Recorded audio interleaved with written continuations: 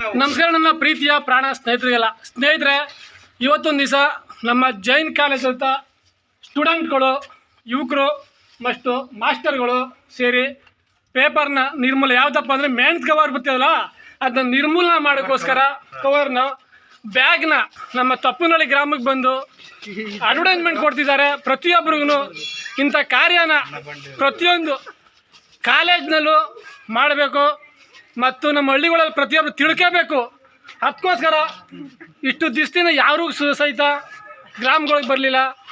Jain college ಅಂತ ವಿದ್ಯಾರ್ಥಿಗಳು ಬಂದು ಈ ಥರ ಅಡ್ವರ್ಟೈಸ್ಮೆಂಟ್ ಕೊಡ್ತಾವ್ರೆ ಅಂದರೆ ಪ್ರತಿಯೊಬ್ಬರು ತಿಳ್ಕೋಬೇಕು. ಅದಕ್ಕೋಸ್ಕರ ನನ್ನ ಸ್ನೇಹಿತರಿಗೋಸ್ಕರ ನಾನು ತಿಳಿಸ್ತಾ ಇದ್ದೀನಿ, ತಿಳ್ಕೊಳ್ಳಿ ಅಂತ. ನೋಡಿ, ಒಂದ್ಸತಿ ಎಲ್ಲ ನೀವು ಮಾತಾಡಬೇಕಂತ ಯಾರು ಇದ್ರೆ ಮಾತಾಡಿ.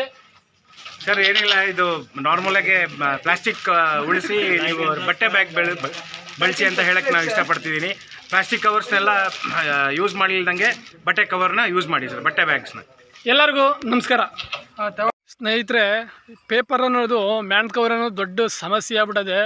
ಪ್ರಪಂಚಾದ್ಯಂತ ಪ್ಲಾಸ್ಟಿಕ್ ಅನ್ನೋದು ಏನು ಎಲ್ಲೆಲ್ಲೂ ಅಷ್ಟೇ ನಮ್ಮ ಜನಗಳು ಪಾರ್ಟಿಗಳು ಇವೆಲ್ಲ ಮಾಡ್ತಾರೆ, ಫಂಕ್ಷನ್ಗಳು ಮಾಡ್ತಾರೆ, ಎಲ್ಲಿ ಬೇಕಲ್ಲಿ ಬಿಸಾಕ್ಬಿಡ್ತಾರೆ, ಎಲ್ಲಿ ಬೇಕಲ್ಲಿ ನಾಷ್ಟ. ಈಗ ಉದಾಹರಣೆಗೆ ಒಂದು ತಾವು ಕೆಲಸ ಮಾಡಿಸ್ತಾ ಇರ್ತಾರೆ, ಯಾರೋ ಹೋಟೆಲ್ ಕಟ್ಟಿಸ್ಕೊಬರ್ತಾರೆ, ತಗೊಂಡೋಗೋದು ಬಿಸಾಕ್ಬಿಡೋದು, ರೋಡ್ ಸೈಡಲ್ಲಿ ಬಿಸಾಕ್ಬಿಡೋದು. ಅವಾಗ ಅಲ್ಲಿ ದನ ಕುರಿಗಳು ಮೇದು ಬಿಡೋದು, ಸತ್ತೋಗ್ಬಿಡೋದು, ಗಂಟೆ ತಗಲಾಕೊಳ್ಳೋದು, ಕುರಿಗಳು ತಿನ್ಬಿಡೋದು, ಮೇಕೆಗಳು ತಿನ್ಬಿಡೋದು. ಹಸುಗಳು ಹೊಟ್ಟೆಲಂತೂ ನೀವು ನೋಡಬೇಕು ಪ್ಲಾಸ್ಟಿಕ್ಕು ಎಷ್ಟಿರ್ತವೆ ಅಂತ. ಸತ್ತಾಗ ಒಂದೊಂದು ಸತಿ ಅದು ಇನ್ಸೂರೆನ್ಸ್ ಮಾಡಿಸಿರ್ತಾರೆ, ಅವಾಗ ಓಪನ್ ಮಾಡ್ತಾರೆ, ಅವಾಗ ಗೊತ್ತಾಯ್ತು ಒಳಗಡೆ ಏನು ನುಲ್ಕೊಬಿಟ್ಟಿರ್ತದೆ ಒಳಗಡೆ ಪ್ಲಾಸ್ಟಿಕ್ಕು.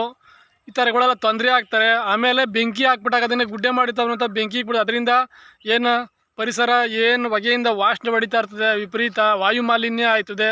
ನೋಡಿ, ಈ ಥರ ಪ್ರಾಬ್ಲಮ್ಗಳೆಲ್ಲ ಆಯ್ತಾ ಇರ್ತವೆ. ಪ್ಲಾಸ್ಟಿಕ್ಕಿಂದ ಬಹಳ ಅನಾರೋಗ್ಯ ರೋಗಗಳು ಬರ್ತವೆ, ಕಾಯಿಲೆಗಳು. ಪ್ಲಾಸ್ಟಿಕ್ ಇರುತ್ತೆ, ನೀರು ತುಂಬಿಕೊಂಡಿರ್ತವೆ.